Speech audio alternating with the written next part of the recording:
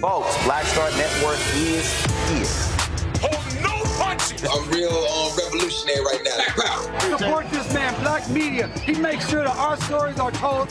Thank you for being the voice of Black America, Roland. Stay black. I love y'all. All momentum we have now, we have to keep this going. The video looks phenomenal. See this difference between Black Star Network and Black-owned media and something like CNN. You can't be Black-owned media and be scared. It's time to be smart. Bring your eyeballs home. You dig?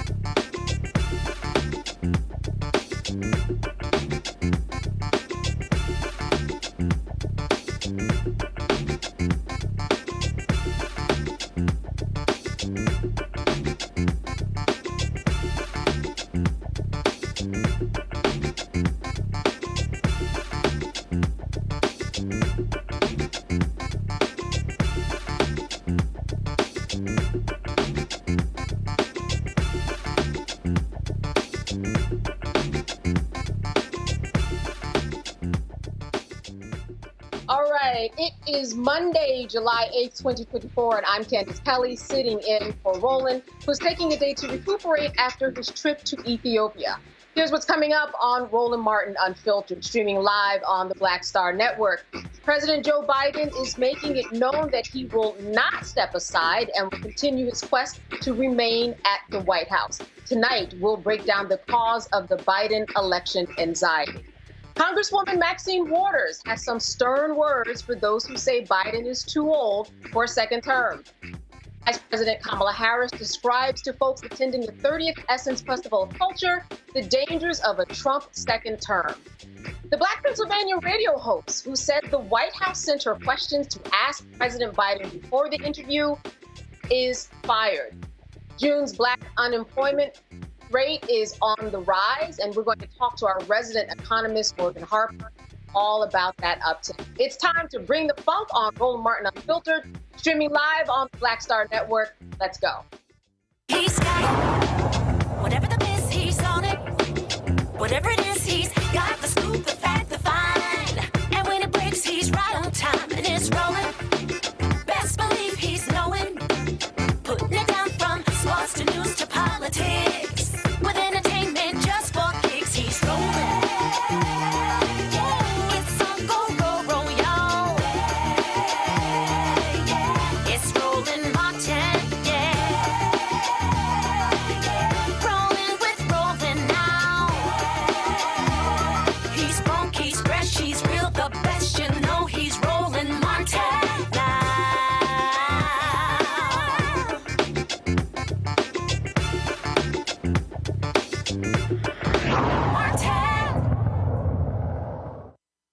We're not going anywhere. I am not going anywhere. I wouldn't be running if I didn't absolutely believe that I am the best candidate to beat Donald Trump in 2024. We had a Democratic nominating process where the voters spoke clearly. I won 14 million of those votes. All right, so there you have it, folks. President Biden is making it clear that he will remain in the presidential race despite concerns from Democrats. Now, Biden called into MSNBC's morning show after he sent a letter to Democrats on Capitol Hill that he would not drop out of the race. I haven't lost. I beat him last time. I'll beat him this time. And this is a guy who, look, we talk about debates. Look at his performance at debates. He lied over, Trump has 50 lies. Look, this is a guy who says 10% of the universe. I want to get into it, but he's just a liar. And he hasn't done a damn thing since the debate. He's been riding around in a golf cart for 10 days, was down in Mar-a-Lago talking with his wealthy friends. I'm not running because of these guys, Joe. I'm running because, and you know me well enough to know this from the very beginning, I ran because I never bought on to the trickle-down economic theory. I never bought into the notion that we have to walk away from the rest of the world and cave to Putin or anybody else. I've never believed any of that, and I'm confident that's where the American people are. So what I did was I went out and I wanted to make sure that there wasn't any slippage at all. And with the average voter, I don't care what the millionaires think. And by the way, 97% of all the people who contribute to us are people making under 200, contributing under $200. I think we have the largest contingent ever in history. I'm not positive of that, but I think that's true.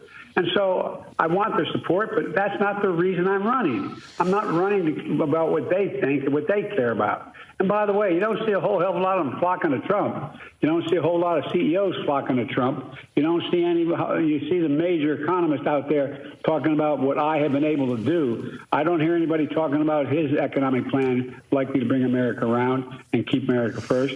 And by the way, here's Trump talking about all that he's done and Trump and his debate night. He's a pathological liar. He lied about Roe. He refused to accept the outcome of the election. He refused to condemn January 6th. And he says, they claim, he spoke with Putin before he invaded. What the hell are we doing, Joe? All right. So Tamia D. Booker, founder and managing director of T. Booker Strategies, joins me now to dissect all of this. Tamia, thank you so much for being with us today. Thank you for having me today. Absolutely. My first question to you is this. What do you think about the call to Morning Joe? Do you think that it made a little bit worse in that, listen, we couldn't see him, so we didn't know whether he was reading notes or not. It sounded like he was. There was one time where I caught him making reference to a list that he had. What do you think about his performance and what it did for his chances? I think that the president, we witnessed amount of frustration in his voice and with this whole issue since the debate. Yes, he had a debate that was not that great. However, he is right. The level of accountability that Trump has had to keep since the debate is not there. He stood there and he told blatant lies. And we have a president who we knew his age when we elected him back in 2020 and knew there would be a chance that he would run again in 2024.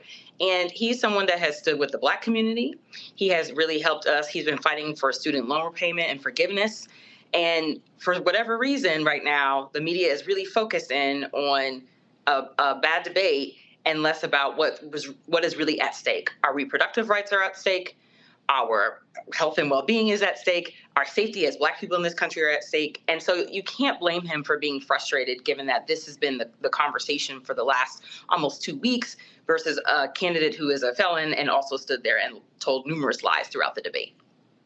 So to me, I think one of the questions becomes for many, this isn't something that's new for the president. This is something that we've been seeing progressively, whatever you might think it is, in terms of the loss of words, in terms of the blurred speech, in terms of him just not remembering and getting facts wrong. So is there a little bit of concern for some, Biden reelection anxiety?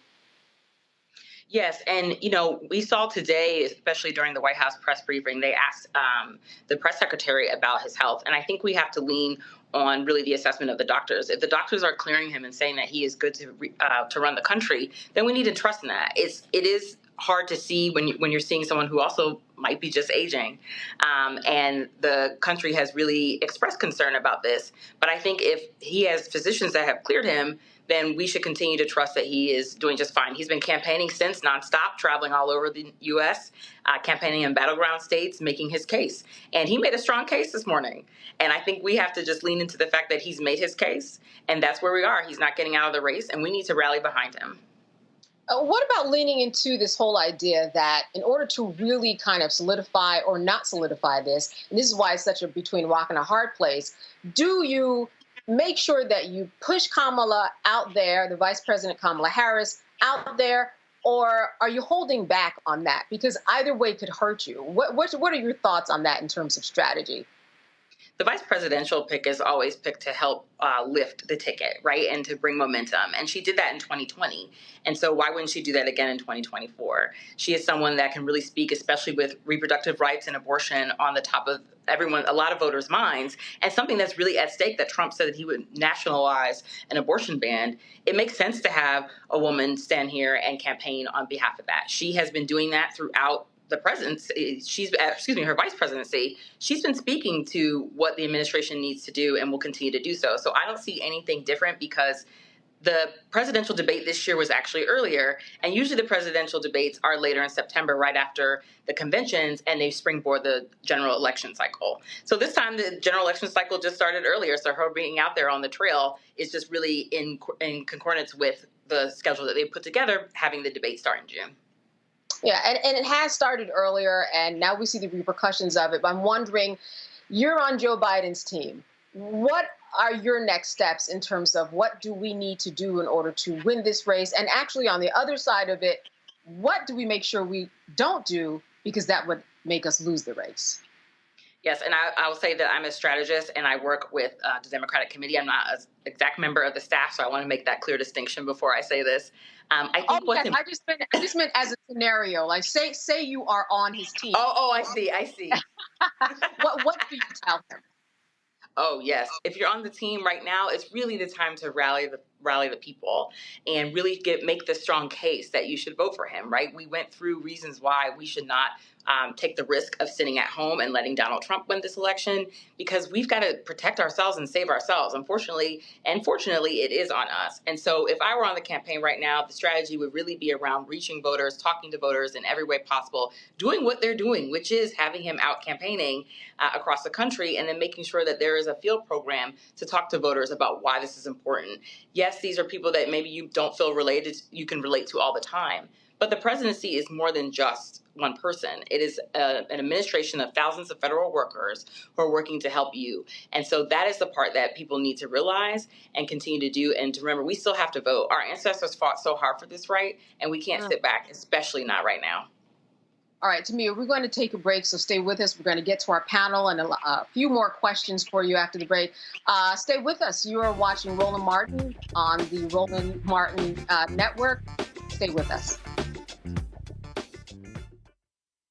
Coming soon to the Black Star Network. I still have my NFL contract in my house. I have it in a case. It's 4 of them, my 4-year contract. I got a $600,000 signing bonus. My base salary for that first year was $150,000. Matter of fact, $150,000. $150,000. That's what I made, $150,000. Now think about it. My signing bonus was a forgivable loan, supposedly. When I got traded to the Colts, they made me pay back my signing bonus to them. I had to give them their $600,000 back. Wow. Yeah, I was so pissed. Because, man, I try to be a man of my word. I'm like, you, I'll give you your money back.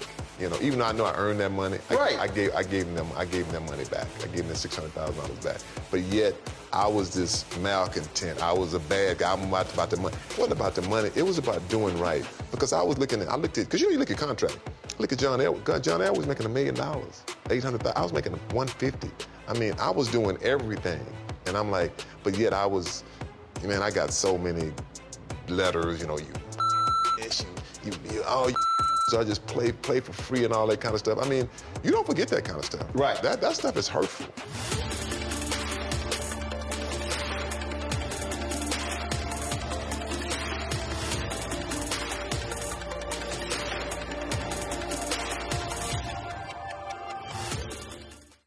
Essence Atkins. What's the love king of R&B, Raheem Devon? It's me, Sherry Shepard, and you know what you're watching. You're watching Roland Martin, Unfiltered.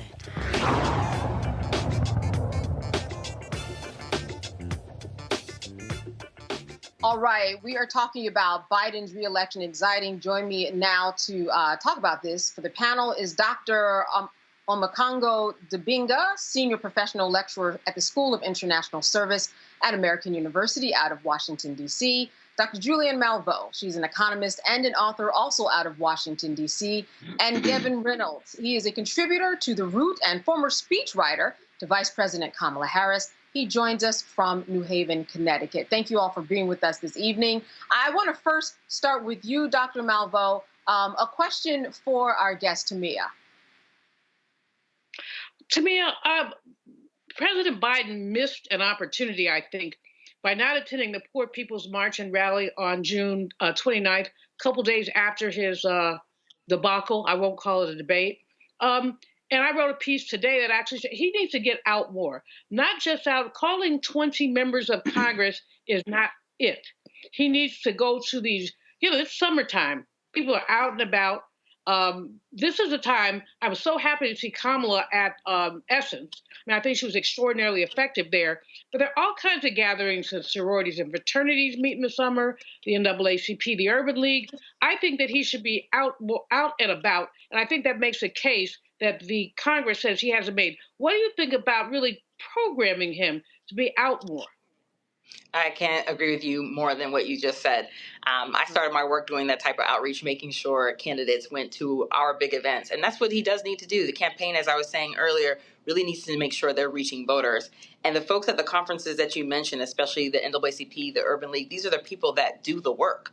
And so he needs to make his case over and over again with organizations in addition to his campaign events. So I think that's the other thing that's important. So I can't agree with you. I can't agree with you any more than what you said, because I think it's just so important with all constituency groups to make sure that the president is speaking to people at these conferences and has the opportunity to really speak to what his administration has done and what they will continue to do. Gavin, question for Tamia. Tamia, thank you. I think a lot of us recognize that this election is going to come down to Black voters in key cities, in key states, whether it's Atlanta, Georgia, my hometown, Detroit, Michigan, Philadelphia, Pennsylvania, Milwaukee, Wisconsin. Oh, nice.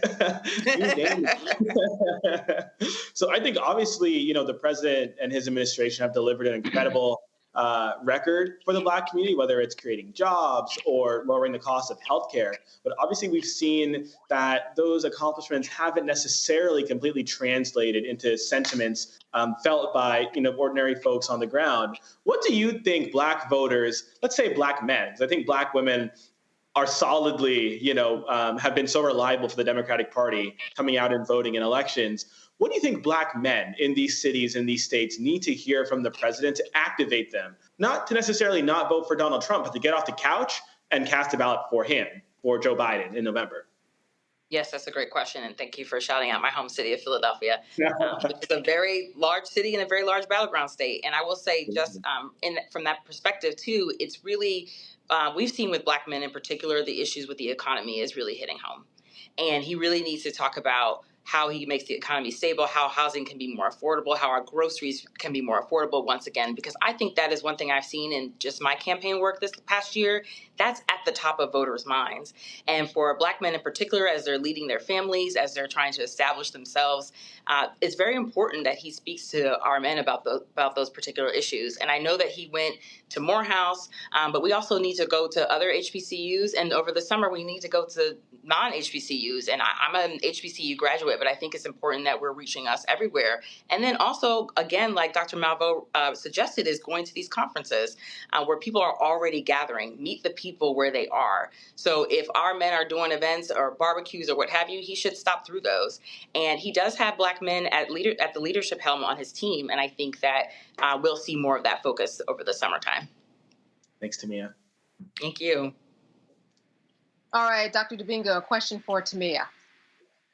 Yes, Tamia, I want to ask you a question about the media. You know, people talk so much about how in 2016, you know, the media gave like Donald Trump like over $1 billion and basically like free advertisement, the way they kept promoting him. And I just wanted to get your thoughts on what seems to me to be a double standard where, you know, Trump has been incoherent throughout the election process, looking at the rallies, so on and so forth. And so not even talking about the whole thing about wanting to be a dictator and all of that. I'm just talking about like the optics and why you think, or do you think, the media has been fair as it relates to how it treats Biden's actions versus how they treat Trump's actions? That's a great question. I just had this conversation earlier today. You know, in 2016, President Obama was furious at how much airtime they gave Trump. And we're seeing it in a different way right now. I, at one point, just wanted to stop looking at my phone because I looked at one article about the debate and then my phone was flooded with every single thing that was bad about Biden or the administration or the campaign staff. And it does feel like it's a little bit of a coordinated effort here because it's summertime, it's slower, we can pile on. And we have to remember that a lot of these media companies are Republican run. So there's some advantages that they get when there's a Republican president, no matter who he is.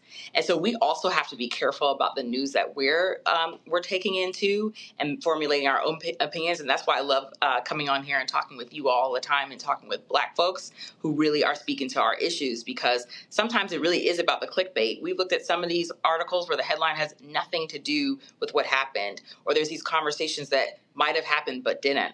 And so we have to be very careful when we're looking at this. So, you know, by a week after the debate, I was like, all right, that's enough. You know, you all have dissected this thing longer than I can stomach anymore. But I have seen very little bit of writing about all the lies that Trump told at that debate. And there was no correction when he was talking about COVID and so many other things that I was frustrated. So I do think that we have to be careful about the news that we are looking at and knowing that there is some bias in the media, and it's unfortunate. Yeah. You know, certainly there was a lot of contention in terms of the way that the debate was covered. As you said, Trump told a lot of lies. There was not a lot of correction. In fact, there were so many lies you didn't have time in real time to actually correct it. That would have made it a much longer debate than what it was. I'm wondering, Tamia, in your estimation, what can the Democrats do in order to uphold Biden, perhaps? Or what can they do that can make it a better situation? Because not everybody is fully on board. And it seems to me like there's a lot of work that Biden has to do, even within his party, in order to make sure that he's buttressed so that people understand he's got support from within. Yes, and that's the important piece there, is that the party needs to unify together and rally around President Biden. When Trump stood there and lied, the Republicans still stayed, what do the kids say, 10 toes down for him, and we need to do the same thing. You know, it wasn't a great situation, but at the end of the day, campaigns always have setbacks. I've been on several campaigns now to know this. And the best way to move forward is to come together and support the candidate that we have. And I know that the Senate is meeting, I know that the House is meeting, and I'm hoping that after these meetings, there is a real coordinated effort with them and the campaigns to unify our party so that when we get to Chicago, we are ready and rallied around our presidential and vice presidential nominees. And speaking of the vice president, here's one that I want to kick back out to the panel. What do you think is going on with this whole non-support for Vice President Kamala Harris? She is next in line, but because she is next in line, I'm hearing a lot of Black women talk about how, well, this is what happens to me at the office, Dr. Malveaux. This is kind of par for the course. Even though I'm next in line, nobody is lifting me up and making sure that I'm getting what I am owed. What's being talked about in your circles, Dr. Malveaux, in terms of this treatment that we see the vice president getting when we know that she would be the next person in line if it ever came to that? Well, my colleagues all have these experiences in academia, in corporate America, of being next in line and then being skipped over, or in fact, training the junior white boy who then gets the job they thought they were going to get. So it's commonplace to dismiss Black women. As Malcolm said, nobody is more disrespected than the Black woman. And we see that literally every day.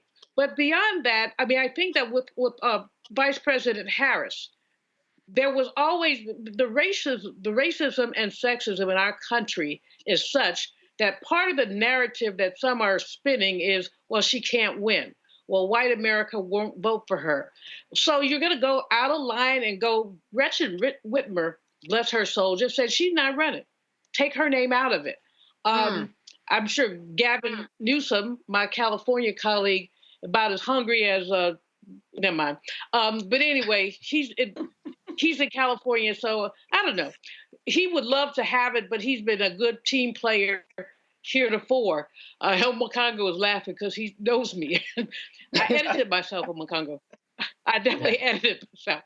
But some of these names that are being passed around, Pete Buttigieg is a great guy, but he's not ready. Come on now. Would you lift him up over the sitting vice president? So people are really talking about what will happen if the vice president is passed over. How will Black women, the most reliable vote that the Democrats have, how will Black women react and respond? And I promise you, there are I will vote. I'm a yellow dog Democrat, which means I will vote for a yellow dog if it was a Democrat. So I'll vote for the top of the ticket, but I'm not going to be a happy camper if what ends up happening is that our vice president is passed over. Quite frankly, right now, I think that President Biden, he's got to get out and talk to people. He's got to get calling members of Congress, and he's going here and going there. Go to the hood, go to the Union Hall, go to some of the places where people have been reluctant, and I think he can shore himself up. And if he doesn't, there's a very worthy number two, and people should stop trash talking our vice president because she is our elected vice president, and the dollars in the Biden-Harris campaign, she's the only one who has a right to them if President Biden chooses not to run. To me, I think looking at this, even if this talk of looking at someone else for a vice presidential candidate did come through, it would be a total mess. I think that that's something that for some people might sound good in thought, but really playing that out, that's a mess, is it not? Yes, it is. Even switching is messy. And I think if the party leadership were smart, and there have been a lot of comments about the fact that she was skipped over when there were lists even being made to discredit the Black woman who helped secure the presidency last time is just disrespectful. And trying to put someone else new in is also very messy in that the Biden campaign has raised hundreds of millions of dollars. And you also have to think about building a full-scale presidential campaign, a new campaign in a month, and to have that run from August to November, that's messy and dangerous. And I think that's a failed strategy. So really people they can have all the fun they want in trying to figure out who else is running. I love that Governor Whitmer said, I'm not doing this. And just to keep herself out of it because it just creates chaos. And we don't need chaos right now. We actually need unity and order. And we need to be able to come together. And as Dr. Malveaux said, he needs to be able to talk to the people, and the speculation about who could come in, that's not for now. that's for another time. And this is our candidate, and we've got to move forward because we're wasting time. The Trump campaign is gaining ground, and the Biden campaign needs to really be doing that too, instead of dealing with this distraction. Right. And the more people that step away, like the governor, the less chaos, or else you're just going to have the media, Gavin, speculating over and over again about what if. So being a part of the media, what is it that you're hearing? Because the media is getting blamed a lot for messaging, for information that might be confusing. When you are working and speaking with those around you, what is it that you aim to do when you actually cover these types of stories that you may not see other people doing in other media outlets? So I'll say this, a majority of my journalism is focused on opinion pieces. So I don't want to suggest that, I'm necessarily covering this story at the moment as a reporter. I'm covering it certainly on my own social media handles and sharing my thoughts, in platforms like these. But I think it's really important that we have people who look like us who are covering this story because, as was mentioned a moment ago, and a lot of the early lists that were being generated as to who might be able to step in should President Biden step aside, I was astounded to see the vice president's name left off of those. And we really shouldn't be surprised by that just because of the biases that we know exist in the media. And we've seen the unfair treatment of Vice President Harris for a very long time now. I think a lot of journalists have been, waiting for moments like these where they can continue, to discredit the vice president who, if you just look on social media right now, what are a lot of the clips that we're seeing surface? We're seeing, the gaffes. We're seeing as people call it, the quote unquote word salad. It's utterly disrespectful. What I'm not seeing on social media are the hundreds and thousands of clips that exist of the vice president, like how she spoke at Essence Fest over the weekend. I think we might cover this a little bit later today, prosecuting the case against Donald Trump like few people I've heard ever do. And so I call on those who are reporting this story to lift up the vice president and what she's doing and how she's speaking truth to power when it comes to prosecuting the case against Donald Trump, when it comes to prosecuting the case against other MAGA Republicans, when it comes to speaking truth to power around protecting our fundamental rights and freedoms, like reproductive rights, like a whole host of other rights and freedoms that are right now under attack by those on the right. And so I call on journalists and those who are even just talking about this issue on social media or with others around you to do so with integrity, to do so with respect for the vice president. Yeah, and then Dr. Dubinga, I mean, if you don't get the news, because we get news that's put in our face all the time, but then our responsibility comes when we have to go out and create a narrative for ourselves to understand what's really going out there. We just can't wait for the news to fall into our laps. You really have to research to understand what all these candidates are doing. So I think part of it also falls on the voters.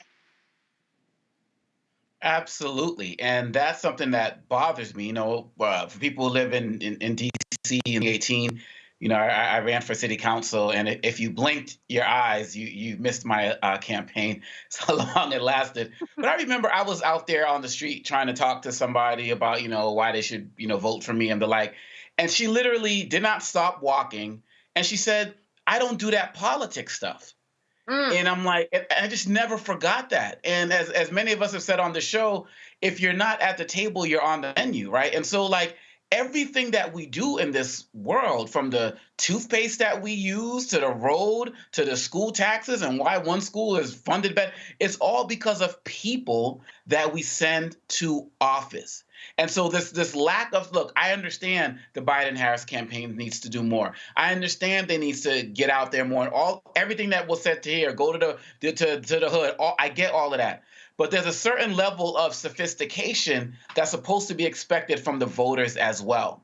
And I feel like people have used the fact that Biden is not literally knocking on their door as an excuse to be like, well, I'm not going to support this guy. Like, you can look up the legislation. You can look up the laws. You can look up presidential records. Like, we argue more about who's the NBA or NFL or WNBA MVP and cite all of those stats, but can't cite the stats about Biden versus Trump on black colleges, on diabetes, on student loans, and so on and so forth. And so I'm calling for all the voters out there to do exactly what you were just talking about, Candace, and do your research. I remember a story I saw about one guy who said he's not voting for Biden, and then all of a sudden $80,000 in loans got forgiven, and now he's hosting events to educate people about Biden's agenda. Like, that's the type of stuff that we need to be doing. It's not either or, it's both and. Yeah. And that'll do it. You know, pay off somebody's loans. You're probably going to host an event yourself. Listen, we have more. I know that, Tamia, you're going to be with us for a little bit more. So stay with us. You are watching Roland Martin Unfiltered here on the Black Star Network. See you on the other side of the break.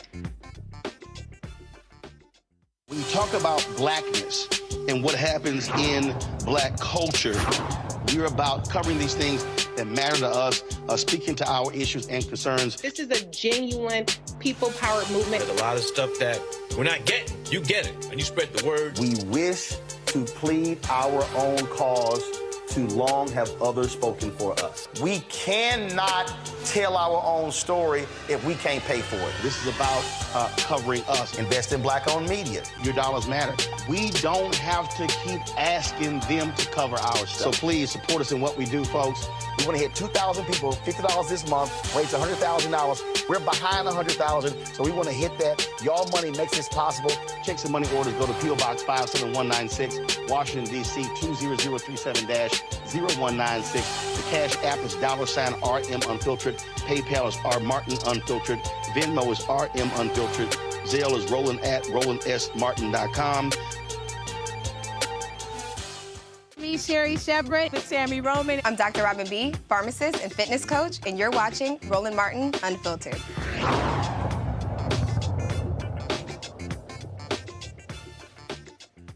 All right, we are back talking about the Biden and that voting anxiety that a lot of people seem to have. California Congresswoman Maxine Waters was on a panel at the Essence Festival of Culture where she completely dismissed the notion that President Biden's age should be a factor in running for re-election. We're now at a point in time where people are talking about Biden is too old. Hell, I'm older than Biden.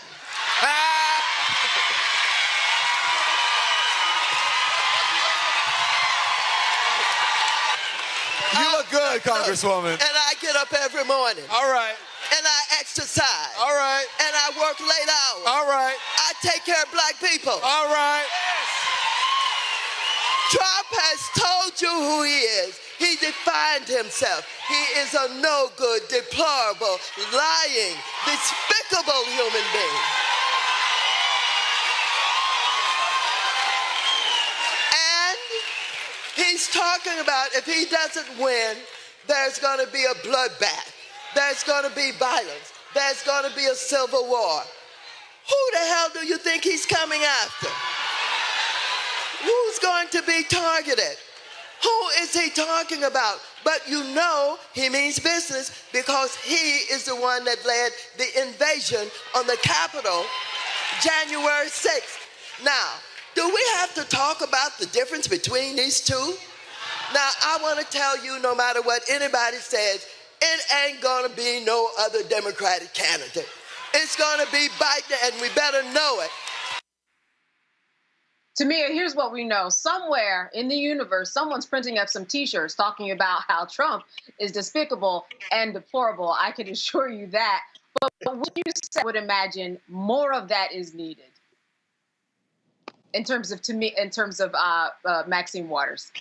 Yes, absolutely. So we have a term for that on the campaigns. We call them surrogates, people who go out and deliver the message and campaign on your behalf. And that was, she nailed it. You know, I saw it earlier this morning and I was like, yes, this is the message that needs to get out there, which is at the end of the day, we are too caught up in age and we need to really be caught up with what's at stake. And Auntie Maxine, she's always called out Trump since before he was elected the first time. And having her out there and reconnecting with folks on this particular issue with this campaign, it's perfect. And you see Congressman Horsford next to her laughing because he knows, like, this is exactly it's the truth. And it's what's needed. It's what the people need to hear. Let's reset. Let's get back to reality here. Things will be dangerous. Trump has said so. And when he said he was going to do certain things before he got elected, what is the first thing that he did when he was elected? He put a ban on Muslims coming to the United States. And he wasn't as emboldened, as empowered as he is now. And if he gets reelected, we're going to see worse. And we need to keep that in the front of our minds. Oh, I'm not so excited about who's on the ballot. Okay, are you excited about keeping yourself safe? Let's go ahead and just let's make sure he's not president again. Yeah. Dr. Malvoy, I want to throw this to you. I know that you have been down to the Essence Festival of Culture. This is the place where you do go to get people talking. Absolutely, and the stage is always hot. This is I mean, I'm happy that Kamala was there, but I wish that President Biden could have been there as well. That's the kind of retail politics that he's so good at, touching people, empathizing with people. But sisters are there, sisters and brothers. A lot of folks are there, and it's hot, hot, hot. And it's hot in New Orleans too. But it's hot, hot, hot. And so these are the kind of things that I think he very much needs to do. When I listened to Congresswoman Waters, I could call her Maxine because she's my friend. When I listened to her, I thought about, who came to my mind was Dr. Dorothy Irene Height.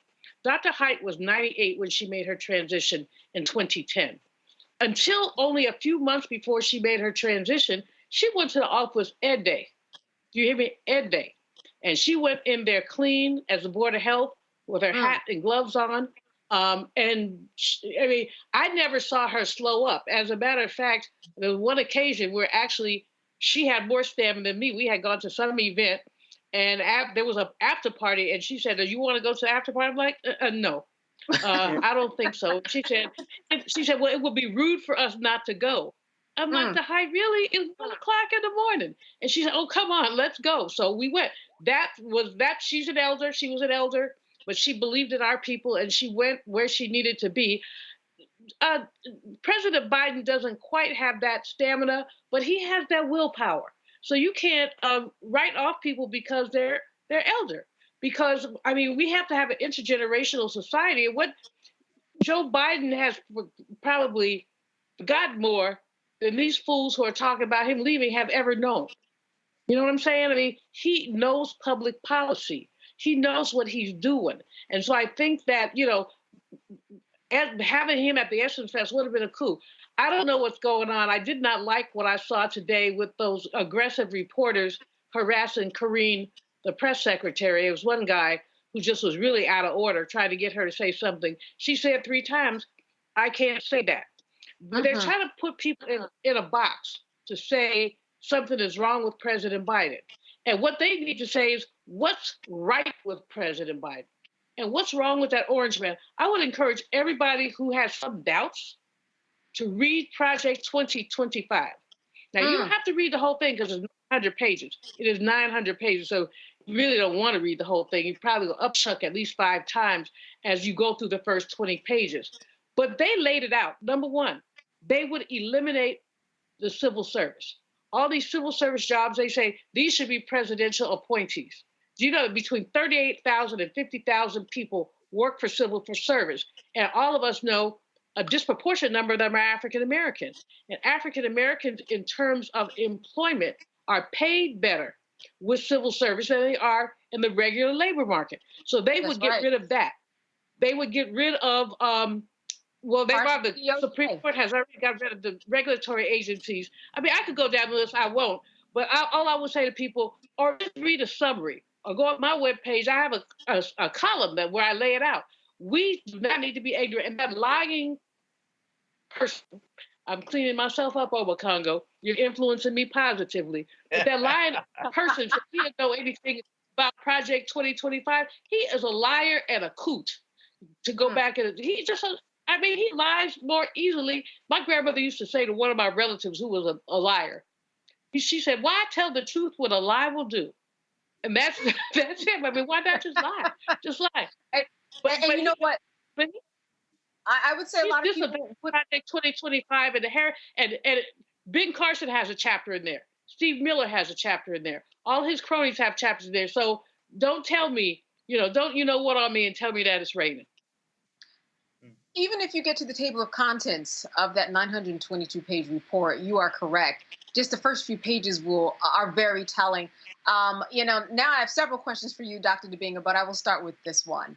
Do you think that it is time for health records of all the parties to be released? I know that Joe Biden has released some, and he says that he sees doctors every day. But do you think there should be something a little more formal from both candidates on a continuous basis leading up to the election on both sides, perhaps to make it fair? Well, all I care about as it relates to that question is that it is fair and that it's equal. And that if one person has to do it, the other person has to do it or face the same consequences. As Biden said this morning in the call with Morning Joe, is that, since February, he released everything. So do people need it daily? Do they need it hourly? Do they need it weekly? He said he had a cold and other things and got checked out today. But do we remember when Donald Trump's doctor, who he affectionately called Ronnie Johnson, and his name is Ronnie Jackson, at a rally when he was standing right there? Ronnie Jackson says something to the effect of, President Trump is the most fit president in the history of presidents, or something to that effect. And people just let that fly. Like, how does this guy, like I said, back when Trump was president, how does this guy even have a medical license still, right? And so that's what I'm talking about. The inconsistency is a problem. People have let them lie about Trump's height and his weight and all of these other types of things. And so I think that it's actually ridiculous that there's not a same standard. And let me just end with this, Candace. We're talking about seeing the same health records. We've also have never seen Trump's taxes. And Biden has released all of those. And so I'm saying there's never been a consistent playing field as opposed to the expectations, and have the level playing field and have consequences for both of them for not doing what has been said. But don't just have it on Biden to do this. To me, what do you make of this Project 25? Certainly Trump has been trying to stay the distance away from it. He says that he knows nothing of it. However, at the same time, he says that he doesn't agree with what's in it. Those two can't happen at the same time. As Dr. Malveaux said, just read the first couple of pages and you know exactly where this is going and who's involved. Dr. Ben Carson has been on the campaign trail with Donald Trump. It seems to me that at some point they would have parsed that conversation about his 922-page document. What are your thoughts about all of this? I couldn't agree with Dr. Malveaux more. I started reading it and it made me feel sick. And I was like, I cannot believe that this is where they want to see the country go. If people are also looking for a summary, the Biden campaign does have it on their website. It's really dangerous what they're trying to do and really completely change the way that we govern. And as it was mentioned, you have thousands of employees that are working for the government that are Black, that they are basically trying to discriminate against. They've continuously talked about smaller government, smaller government, smaller government. And we know what that means. That means cutting people from doing the work. And we have to remember the importance of federal workers. Even just with that recent Supreme Court case with, cutting down on regulation, like, we need the FDA to make sure our food is safe. We need the Environmental Protection Agency to make sure we're actually breathing in clean air. And these are the things that are super important to keep us functioning on a day-to-day basis. And we know, unfortunately, in many instances, lower income communities suffer more from environmental discrimination and neglect, and also with healthcare. And then that also comes with the economy. All those things are connected. And if you don't have money, how can you pay to take care of yourself? And so when they're standing here trying to cut these different departments and these different programs that help aid and support, particularly people of color and low income Americans, it's frustrating to say the least. And it's frankly ridiculous. And I think that Trump is trying to distance himself from it right now because it's an unbelievable read. I didn't read all 900, but I read enough of a summary to know that this is actually scary, and you can't believe that someone actually thinks, or a group of people got together and said, this is what we're going to do as we move forward. And he's distancing himself because he doesn't want people to pay attention. But in actuality, this is the plan that they're going to do. The Heritage Foundation, the conservative think tank, is behind this. And we just really have to be aware of that and know that, again, I always am going to end with this point, that we have to vote, because that's the only way to not even have to deal with this reality that they're trying to put together. No, that's right. Gavin, I think one of the things that I've been hearing from a few people today is, well, you know what, this report certainly has opened my eyes, and maybe it translates into people being more inspired to do more in order to get people to the ballot box, and in order to make sure that they understand what is going on in this world that is affecting them. Do you get this sense that perhaps this report might rally some folks up to do a little more? Absolutely. Look, the stakes of this election could not be any higher. Project 2025 is one piece of evidence validating that theory. Another is the recent Supreme Court decision that was handed down, I guess that was last week, which essentially says that a president can do anything he or she wishes to, as long as it's in their official capacity, and they'll face no criminal liability. This essentially, as we prepare to celebrate July 4th, which is when our nation, got our independence from the British Crown, the decision essentially gave the American president the ability to act as a king or a queen. In a second Donald Trump presidency, that means that Donald Trump can literally carry out not only the terrible policies, the borderline illegal policies, in some cases straight up illegal policies contained in the pages of Project 2025, he could also order the assassination of his political opponents, whether they be Joe Biden, whether they be me, who was a political appointee in his administration, could be literally anybody, and he would face no criminal liability.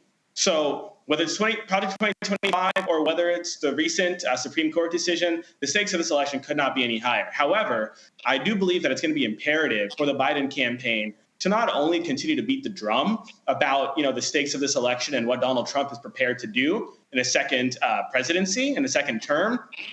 I think it's imperative that the Biden campaign put forward an affirmative vision for what they seek to deliver for especially the Black community in a second term. We talked earlier about how the president needs to get out there to communities like Atlanta and Philly and Milwaukee and Detroit, and he's going.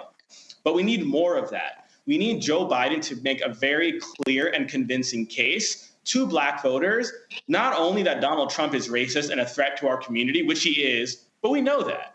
Joe Biden needs to make a clear and convincing case, continue to do that, for what we will get from a second Joe Biden presidency.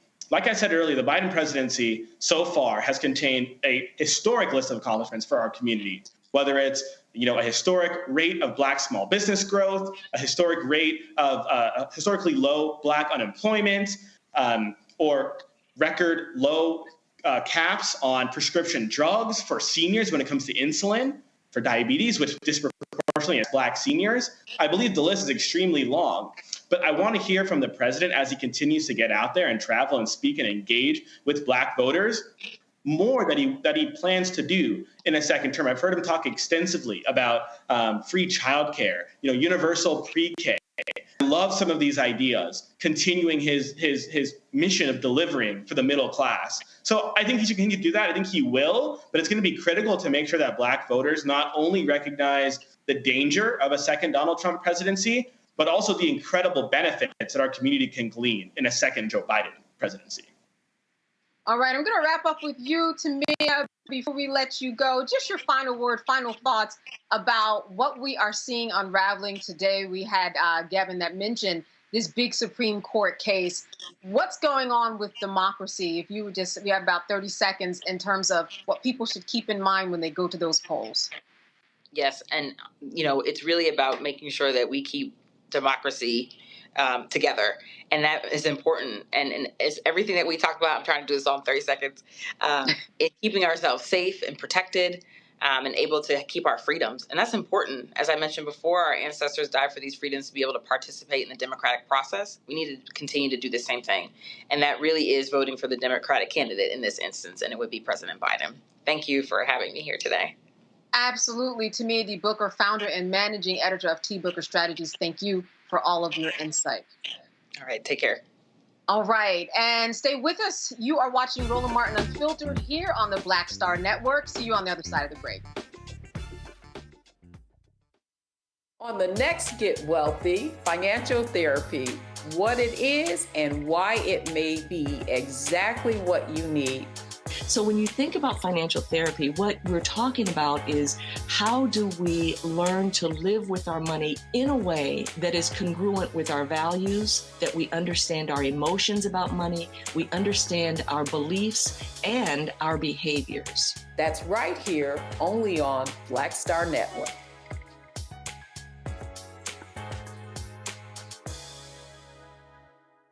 On a next, A Balanced Life, it takes a village to raise a child, and truer words have never been spoken. If you're raising a child, you know that it's a blessed challenge like no other. Even more so if your child has a disability. We'll talk to parents and our expert panelists about the best way forward for your child to help you maintain your own sanity. On a next, A Balanced Life with Dr. Jackie on Black Star Network. Me, Sherry Shepard, and you know what you're watching, Roland Martin, Unfiltered.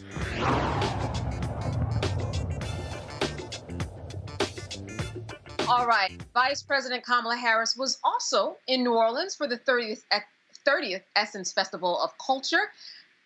She sat down with Essence CEO and President Caroline Wenga. Harris expressed to the audience the importance of November's election. This is probably the most significant election of our lifetime. You know, we have said it every 4 years, but this here one is it. We are looking at an election that will take place in 122 days. 122. Where on one side, you have the former president who is running to become president again, who has openly talked about his admiration of dictators and his intention to be a dictator on day one, who has openly talked about his intention to weaponize the Department of Justice against his political enemies, who has talked about being proud of taking from the women of America a most fundamental right to make decisions about your own body. And then last week, understand, sadly, the press has not been covering it as much as they should in proportion to the seriousness of what just happened, when the United States Supreme Court essentially told this individual who has been convicted of 34 felonies that he will be immune from essentially the activity he has told us he is prepared to engage in if he gets back into the White House.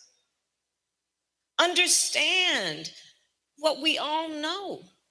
In 122 days, we each have the power to decide what kind of country we want to live in. Understand what we know. When there has been a full-on intentional attack against hard-fought, hard-won freedoms and rights. When I talk about the family that raised me, yes, they took me in a stroller as they were marching and shouting for justice, knowing that justice will not be achieved unless we are prepared to march and shout and fight for it. And one of the ways we do that is through our vote. This here election, let's think about the significance of the United States Supreme Court. 2 years ago and some days now, we commemorated a decision by the United States Supreme Court, the Dobbs decision, that undid the protections of Roe v. Wade. Understand how that happened. The former president, who wants to be president again, hand-selected 3 members of the United States Supreme Court with the intention that they would undo the protections of Roe v. Wade, and they did as he intended.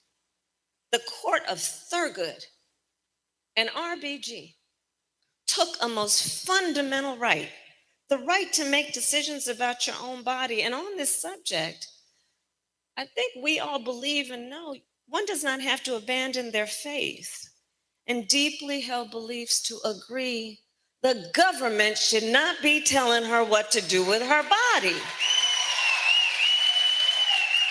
If she chooses, she will talk with her priest or her pastor, her rabbi, her imam, but the government should not be telling her what to do.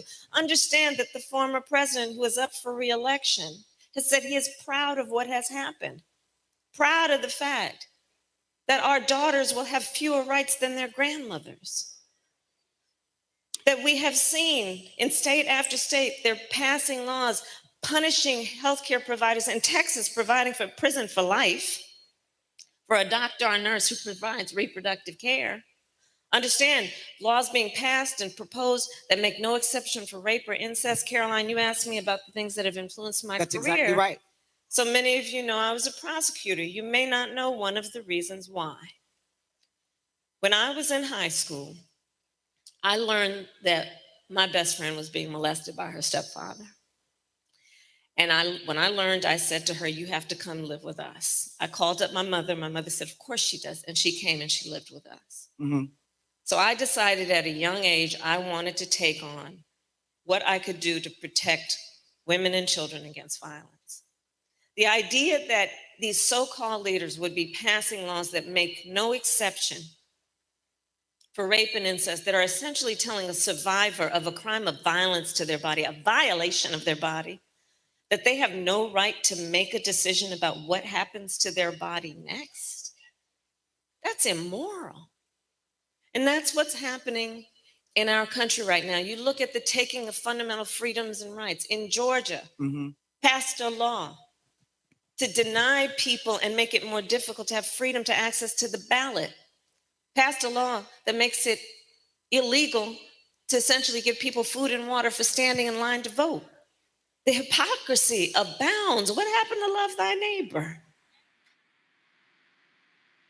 So if you want to see more of the entire conversation, we streamed it on the Black Star Network. You know, Dr. Dibinga, she has been out there and she has been talking this talk for a very long time. She has been hitting panels, she's been hitting schools, she's been talking about this issue that you think would make a lot of people rise to the occasion. How effective do you think she has been, especially on this trail as she's talking about abortion rights and women? What's your sense of how that is making a difference?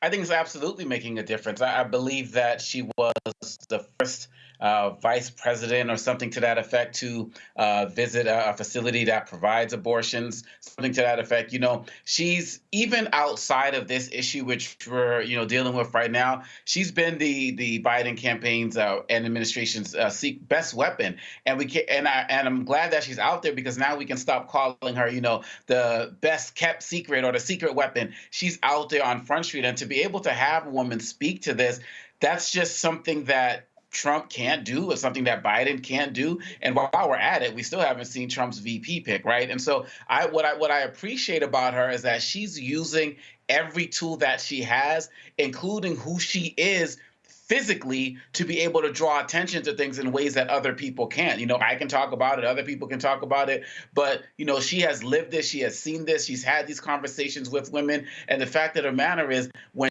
she is up there on that stage, she is going to bring a perspective that so many of us just don't think about because we don't have to. And when she does that, the people at home who are living with these particular issues, you know, when I'm talking directly as it relates to women, and of course, you know, men, husbands who are involved as well, but I'm talking about the people going directly through it, they can resonate with that. And I think that is very powerful. She needs to do more of it. And lastly, I will say, as people keep saying, if this becomes a referendum on Biden, Democrats lose. If it becomes a referendum on Trump, Democrats win. And so what she's doing with this abortion issue is she is also keeping it front and center, because this is an issue that Democrats have won and referendum across the country over the last few years. And so that helps put the attention on Trump and other Republicans who have been trying to run away from that. Just look at the platform they released today.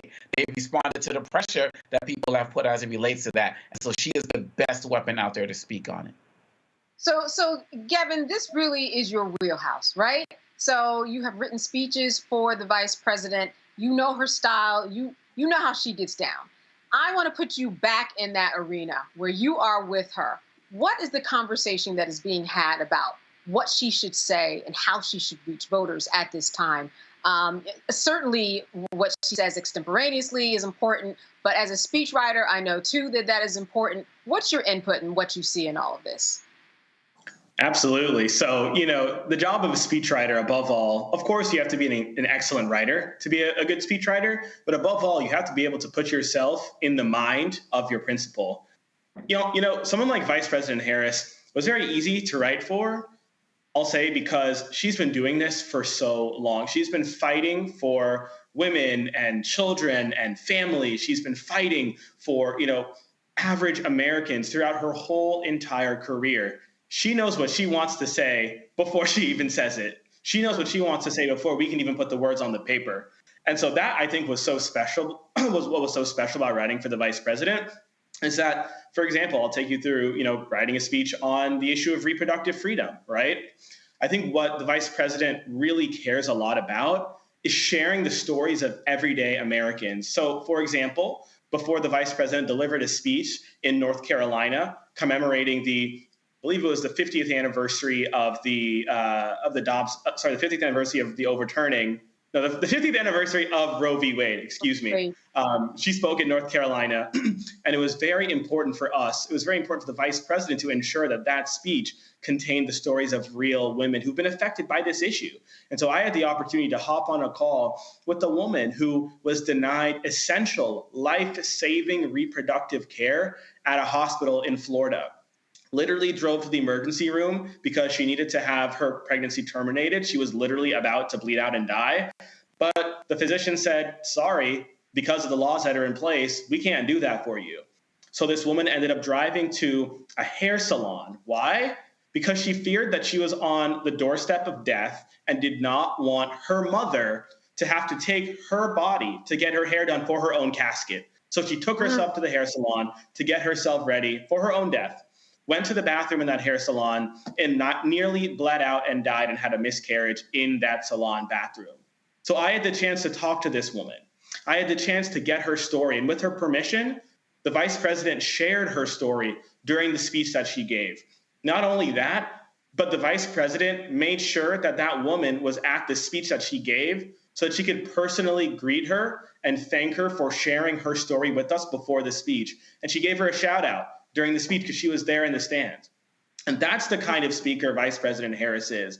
She's someone who knows that it's the real stories, it's the everyday stories of the people touched by these issues that make a speech truly special. And since leaving the vice president's team, I've continued to see the vice president employ that same approach, whether it's speaking not only on the issue of reproductive freedom, but also speaking about economic opportunity, economic justice. She went on a tour earlier this year, I believe we spoke about it on this very show, in which she went to cities like Atlanta and Detroit and talked about the work that this administration is doing to expand access to capital to Black and brown folks, whether they be entrepreneurs or other folks who are reliant on capital that have been denied to them and those in our community for so long. And so I've seen her do this not only while I was with her, but I've seen her do it since I've left her office. And it makes me very proud. And I think Omokongo is so correct in that she is one of the most effective ambassadors on so many issues. And I'm excited to see this campaign continue to lean on her because she truly is no longer one of the best kept secrets.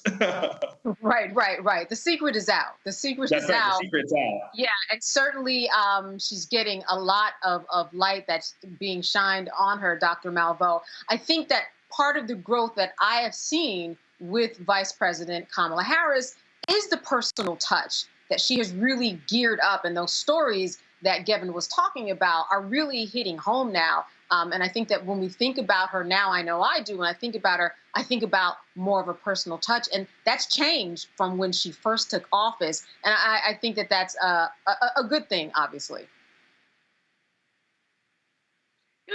We've seen enormous growth in her in these past 3.5 years. But let's be clear, she's already a rock star. I mean, she won statewide election. People talk about she can't win because she's Black female. Well, she won statewide election in California. She's always been a good speaker. I think that because of her race and gender, some of the haters have drilled down on, the term word salad. We won't use it on this network, but they had at least really silly things to say about her without listening to what she was saying. But so while we've seen enormous growth, I think it's also important to note that she was already a rock star. She was already doing it.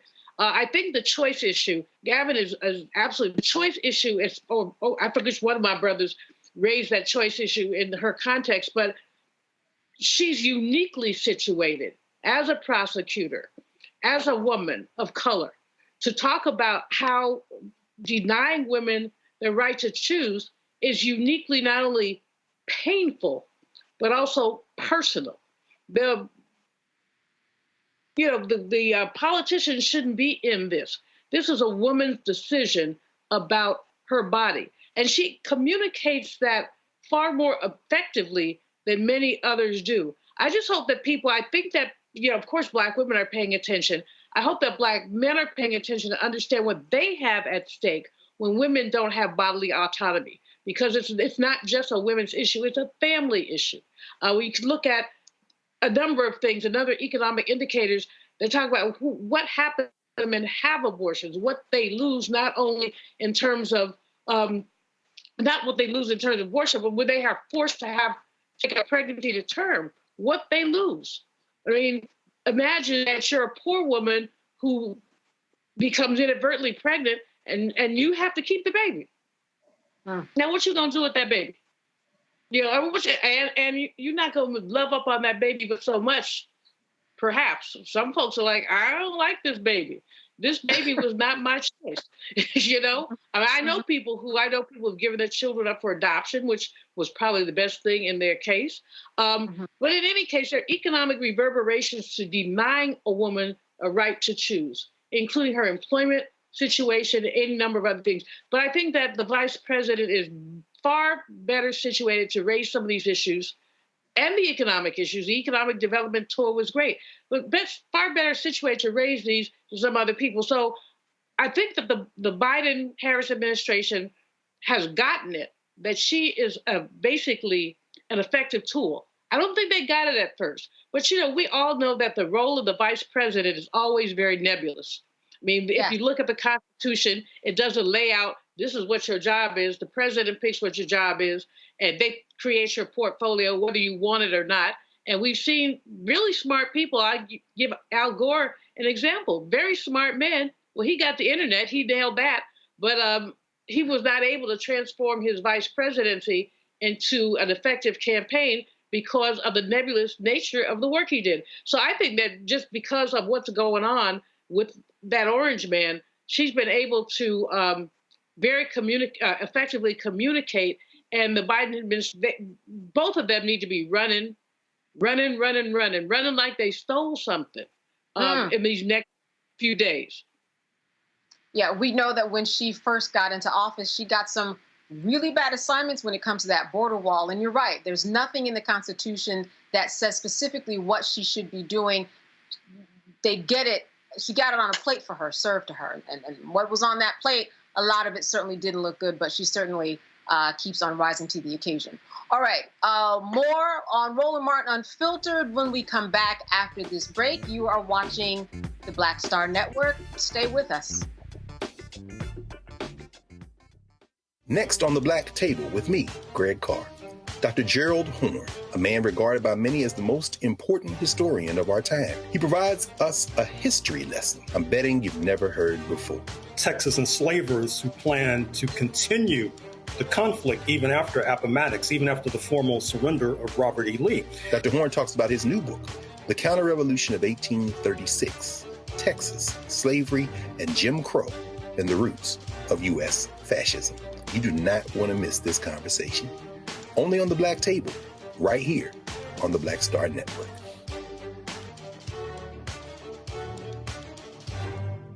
Fanbase is pioneering a new era of social media for the creator economy.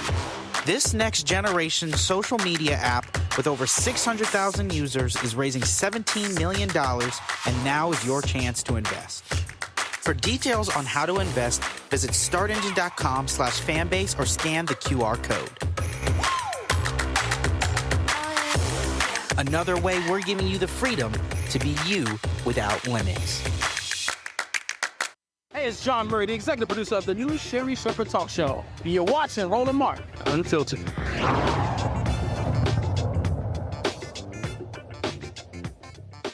All right, a Philadelphia radio host has been fired after a controversial interview with President Biden. WURD, an independent Black-owned talk radio station, landed Biden's first interview following the June 27th presidential debate. During a CNN interview, the station's host, Andrea Lawful Sanders, admitted to asking Biden questions at the White House that the White House had sent her in advance. You each you asked 4 questions, and maybe that's what you were allowed to ask by the campaign or the White House. But they were essentially the same questions, both interviews, about accomplishments, progress in your respective state, what's at stake in the election, what he has to say about his debate performance, and what he would say to voters who think their vote doesn't matter or might sit this election out. Were those questions given to you by the White House, or did you have, or the campaign, or did you have to submit questions ahead of this interview? The questions were sent to me for approval. I approved of them. Okay, so the White House sent the questions to you ahead of the interview. Yes. Okay. I got several questions, 8 of them, and the 4 that were chosen were the ones that I approved. All right. So that did not sit well with the radio station. Here's a part of the statement that the station posted on social media about the incident. WURD radio remains an independent voice that our audience can trust, will hold elected officials accountable. As Pennsylvania's only independent Black-owned radio talk show station, WURD Radio has cultivated that trust in our audience over our 20-year history. This is something we take very seriously. Agreeing to a predetermined set of questions jeopardizes that trust and is not a practice that WURD Radio engages in or endorses as a matter of practice or official policy. As Pennsylvania's only independent Black-owned talk radio station, WURD Radio has cultivated that trust with our audience over a 20-year history. This is something we take very seriously, and agreeing to this, I think that we already went through that. This is something to take seriously. Agreeing to a premeditated set of questions jeopardizes trust and is not a practice that WURD Radio engages in or endorses as a matter of official policy. I think that was doubled there. Let me go to you, Gavin. What are your thoughts about what this host should or should not have done? So I think this is a really tough story. Certainly, when I first saw this interview between Andrea and Victor Blackwell, I did not think that the story would have the outcome that it did. I guess having been inside, the room and in the building in terms of in the political space and seeing how this often works, I guess my perspective is that it's not entirely uncommon for the staff, supporting a certain principle to go back and forth with reporters and journalists in seeking to set up or line up an interview to establish the guardrails or parameters or scope of a particular, interview.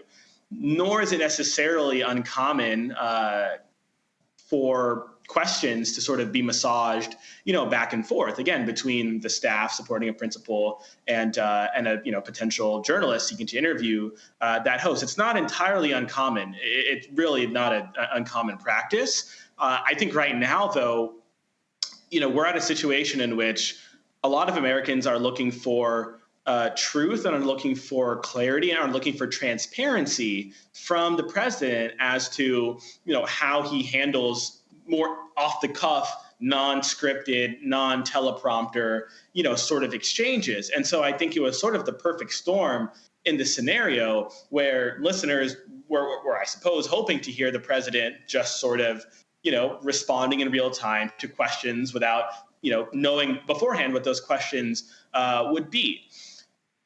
Clearly, the policy of this radio station is that the way in which this reporter conducted herself was not in line with the policies of the radio station. I certainly am not one to, I can't comment on the extent to which what she did truly, did or did not conflict with the policies, nor, Right. should I second guess the decision that was made by this radio station. I guess speaking in generalities, I would hope that, this is a Black-owned radio station, serving, for Black listeners by Black reporters.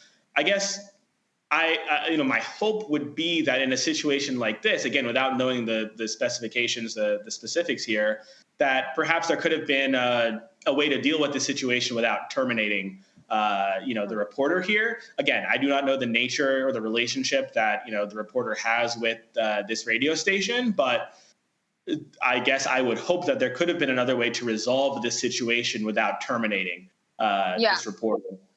Gavin, I think a lot of people are thinking about just the process of the behind the scenes.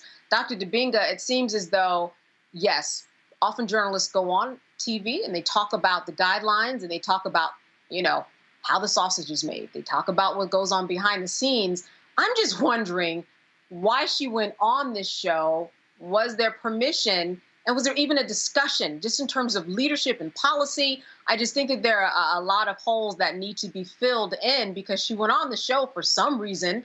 Perhaps she thought she had the green light, ended up at a red light after it was all said and done, though, Dr. Dibinga.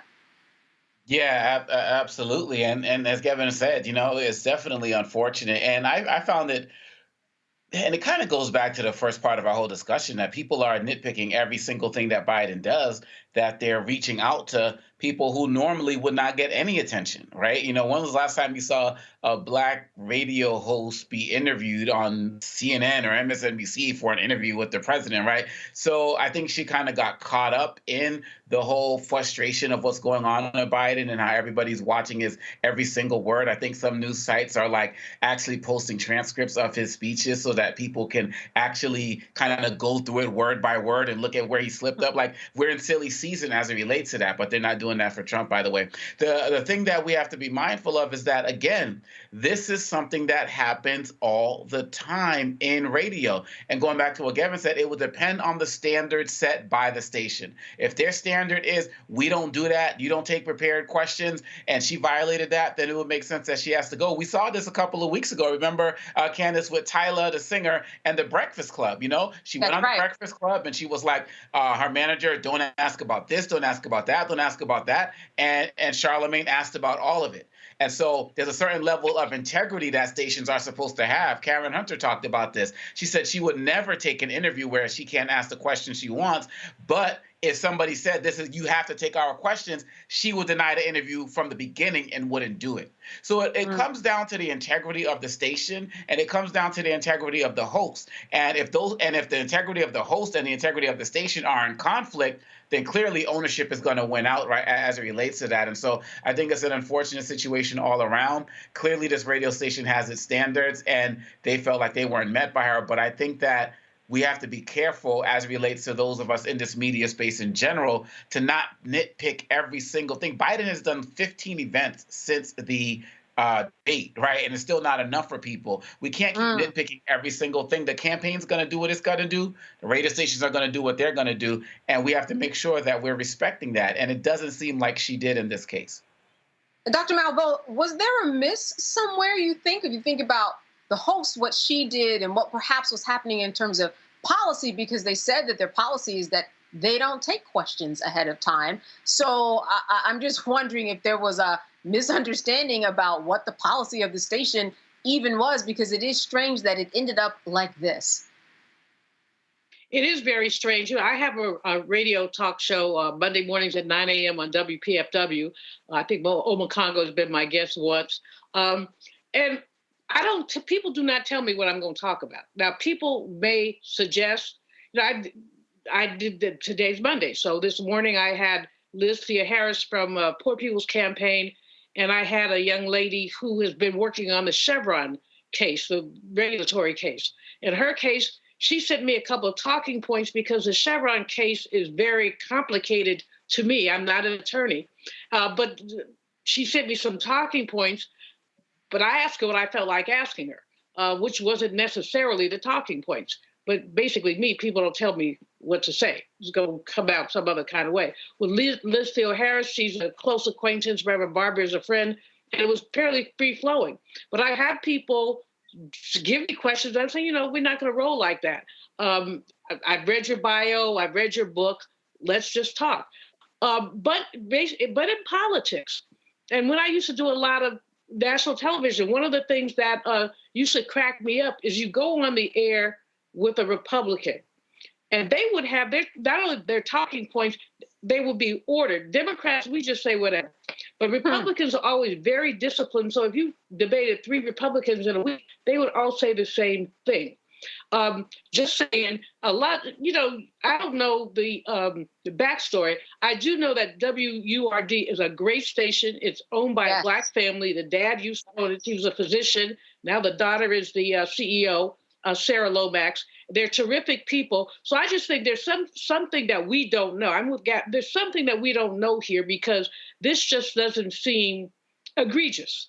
Some of the questions that you would ask President Biden are questions anybody would ask him. I mean, you want to know how you felt about your debate. You want to know, what your accomplishments are. So I just think that there's something missing. But I'm sorry for the sister, and I'm sorry for the station. But footnote, Sister Girl said, I'm not a journalist. She made all these qualifiers. So I do think that there's a mismatch that we're not hearing about. Yeah, I think there also And I'm in agreement that there is some information. I don't know if we will hear about it in a lawsuit, but I do not think that that discussion, especially for her, since she lost her job, is over. All right, we've got more of Roland Martin Unfiltered right here on the Black Star Network. Stay with us. Coming soon to the Black Star Network. I still have my NFL contract in my house. Having a case. It's 4 of them, my 4-year contract. I got a $600,000 signing bonus. My base salary for that first year was $150,000. Matter of fact, $150,000. $150,000. That's what I made. $150,000. Now think about it. My signing bonus was a forgivable loan, supposedly. When I got traded to the Colts, they made me pay back my signing bonus to them. I had to give them their $600,000 back. Wow. Yeah, I was so pissed. Because, man, I try to be a man of my word. I'm like, you, I'll give you your money back. You know, even though I know I earned that money, right. I gave them their money back. I gave them $600,000 back. But yet, I was this malcontent. I was a bad guy. I'm about the money. It wasn't about the money. It was about doing right. Because I looked at, because you look at contract. Look at John Elway. John Elway was making $1 million, $800,000. I was making $150,000. I mean, I was doing everything. And I'm like, but yet I got so many letters, you so I just play for free and all that kind of stuff. I mean, you don't forget that kind of stuff. Right. That stuff is hurtful.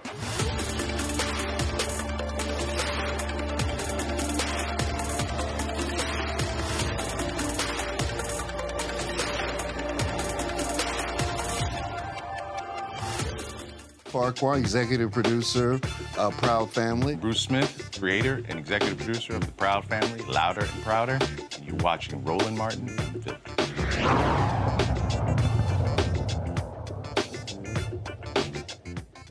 All right, jobless rates rise in June for white, black, and Hispanic women. But for men in the 3 racial groups, the black unemployment rate increased in June to 6.3%. The overall for June was 4.1%. Black men saw a dip, but the unemployment rate for black women rose 0.5 of a point from May. Now, while the overall unemployment rate slightly increased, June saw 206,000 jobs added to the workforce. Now, Morgan Harper from the American Economic Liberties Project is here to break down these numbers. We thank you so much, Morgan, for being with us today. Thanks for having me. Absolutely. So when we look at all of these numbers, for people who aren't really numbers people, because we are always hearing about the unemployment rate, we've got a 0.5 of a point with the unemployment rate for black women. That's very minuscule. But what is the overall takeaway when you look at these numbers, someone who can really decipher what they mean?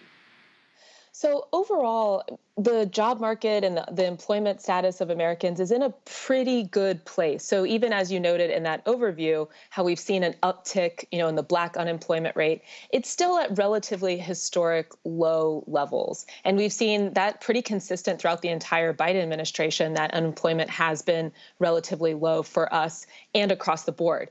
But what we did see this past month in June is that there is this bit of an uptick, both in the general and the black specific unemployment rate. And that can mean a number of things. I mean, one, as I emphasize a lot, it's just a month.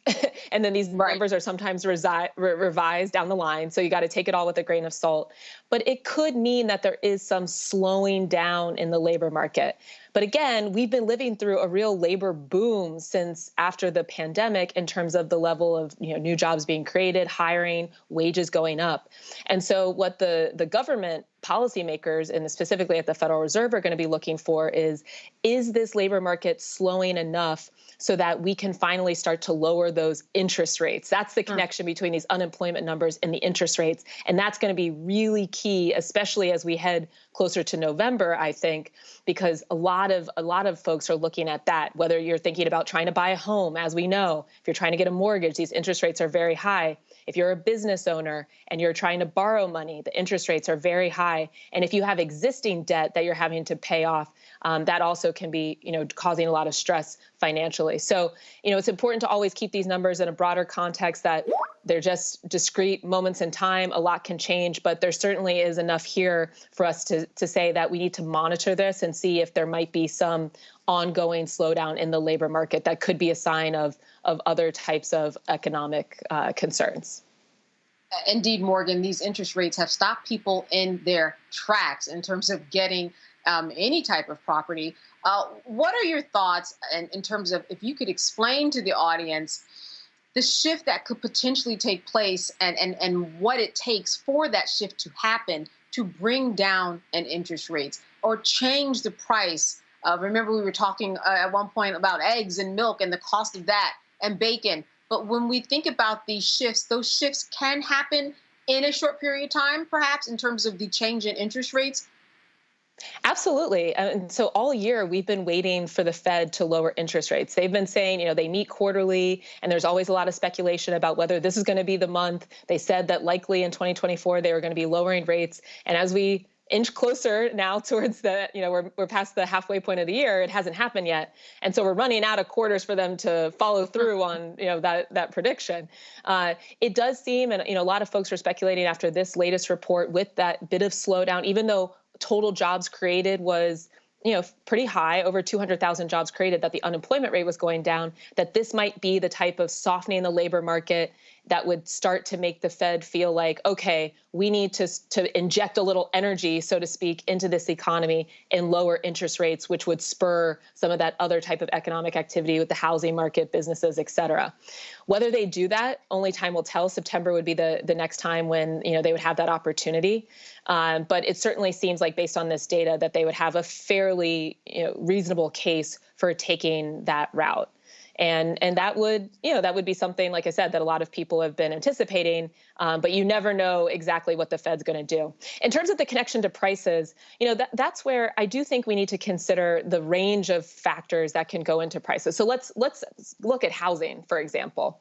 Okay. The interest rates being high, that does impact the price of mortgages. That could lead people to hold and not want to sell a house, make it difficult to buy a house. Although I don't know if you're seeing, I'm starting to see in Columbus, Ohio, where I live, a lot more houses on the market. I think people are starting to just move regardless of interest rates being somewhat stagnant now, because they need to get a bigger home if they've had another kid, whatever. But we also need to look at the full scope of what could be driving those housing prices. We've learned in this past year about how, there's been a software that was allowing landlords. So because it's not as easy now or as cheap to buy a house, a lot more people are stuck in rental situations than perhaps they'd want to be. And landlords are taking advantage of this. And they're not just taking advantage of it in a traditional supply and demand situation, which would be legal. There's only a limited amount of rental housing, and then you're going to increase the prices because more people maybe are staying in that market. They've also been using a software company that applies an algorithm that allows them to collude to keep prices of their units. And these are usually like the bigger landlords that own, multiple multifamily units, keep those rental prices artificially high to just kind of test the outer bounds of how much consumers and renters are willing to pay. So that is illegal. That is price fixing. And that is something that this Department of Justice is getting involved in. There's a class action about that, but then also the Department of Justice has been getting involved to try to call that out. And that could help to then bring down some of those rental prices for the foreseeable future. So, it's really important. And that's true across a range of industries. It's like, yes, there's some things in these markets that are highly complex. Gas is another one. Housing, there are many factors that play into what exactly are the prices we're experiencing as consumers. But in a lot of these, we've found with more aggressive enforcement over the past couple of years that there's been illegal conduct from large corporations that have been contributing to high prices as well. And that's where we need the government to really step up, in addition to affirmative policy making, to enforce the law and cut down on some of this illegal behavior. Wow. Morgan, where does the election cycle play into any of these changes, you think, in terms of unemployment and how people feel about themselves to go out and do what they need to do that actually changes the numbers that we are talking about? How have you seen that play into things? Well, in terms of policymaking, in theory, the election cycle has no impact. The Federal Reserve, and I'm only smiling because I think there are now a lot of people who question that. But in theory, the Federal Reserve is an independent body. President Biden, who currently it's part of his administration, has no role over what exactly the Fed does or what decisions they make. But people are human, and the Federal Reserve is made up of individuals that exist in this country and in this world, and they consume media like the rest of us and are, taking in all of the inputs and making their best calls and decisions. Economists are people too, right? And so I think it would be very naive to think that it doesn't have any impact, but, by the technical law or letter of the law, it is not supposed to have any impact. In terms of how people are feeling, the data isn't really getting into how people are emotionally experiencing the economy. It really is kind of nuts and bolts. Are you looking for a job? Have you looked for a job in the last month? Are you currently employed? Did you find a job? So that there's not as much area for gray, so to speak. But in terms of how people are actually living out those numbers and those experiences of what is making you feel like you're excited about the future and wanting to, potentially pursue an opportunity in a different industry, that kind of thing, some of the more subjective factors.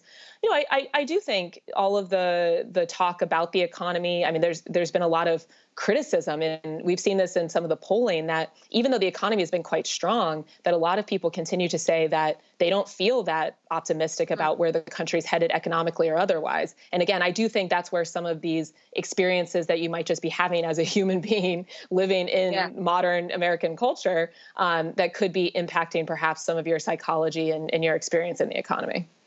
Before I jump to the panel, my last question to you is, what are the job sectors that we are seeing the growth, whether it's minuscule or whether it's by a couple of percentage points? What are these popular areas where people are entering into?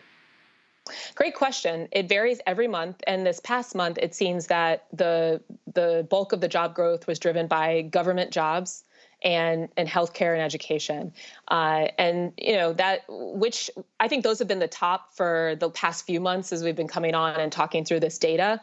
But it varies in terms of how something like manufacturing, if it's seen an increase. In this job report, we didn't see an increase in the manufacturing data. It really seems to have been driven more by the government job growth, which is another sign of something that, I wouldn't say concern, but then that kind of makes people think like, okay, well, if the most of the job growth is being driven by something that isn't technically, in the private sector, part of that, element of the economy, then maybe another sign that perhaps things aren't as strong as they could be and something to continue monitoring. All right, I'm going to go to Dr. Malveaux. Question for Morgan.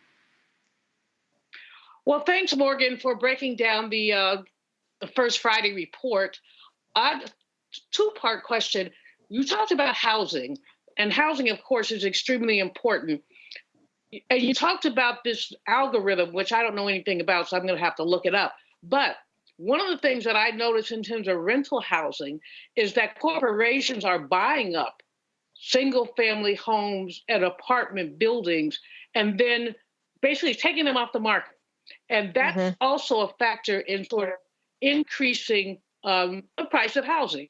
And so I know that that's not, you're an attorney, but I don't think it's illegal. I think it's just immoral to basically take housing off the market. So I'd like you to think about that. But the other thing, we spend so much time every month, First Friday, looking at the data that comes from the employment situation. And how much faith should we really put in a movement from, let's say, 6.1 to 6.2? Because basically, especially when we're looking at the Black population, we're looking at a very small population, and it's just as likely that that number will go either back up or back down. I think the annual average is a much more accurate way to look at what's going on in the market. But again, I'm interested in your thoughts. Yeah, absolutely. Month to month, it's hard to make any definitive conclusions about what any of this data means. And so absolutely, we have to kind of see if there's a trend. When you start to see something that happens, the same type of growth in unemployment over several months in a row, well, then that might be a little bit more clear that there's something really to that. But even still, I think you're right. I mean, it's a lot of this is interpreting data and trying to take a lot of different inputs and reach conclusions. And it's not a perfect science by any means. So I do think we need to take it all with a grain of salt. And that's where, too, I think we need to feel confident in layering on our lived experience as people who are in the economy and our communities and what we're seeing on the ground, and make sure that those experiences are getting to the desks of policymakers. It might be hard to get to Jay Powell, who leads the Federal Reserve, but we all have people in Congress that are representing us that have a little bit more of a direct line and can send a letter and get their attention. So I think you've identified a really key point, that in addition to the individual monthly data not necessarily being indicative of conclusive situation in the economy, that also we should feel confident in supplementing that data with what we're experiencing on the ground. It's as valid as any individual data point that we're reading about in CNN month to month. On the housing, I would just say, I think you're right that it's not illegal. We're seeing a lot of the private equity firms that are buying up, especially single family homes, turning them into rental properties, not putting them back on the market for sale. And that does impact the supply of housing overall that's available. And I do think, there's increasing intention now in Congress in terms of what that distortion of the supply of single family housing in different communities could be.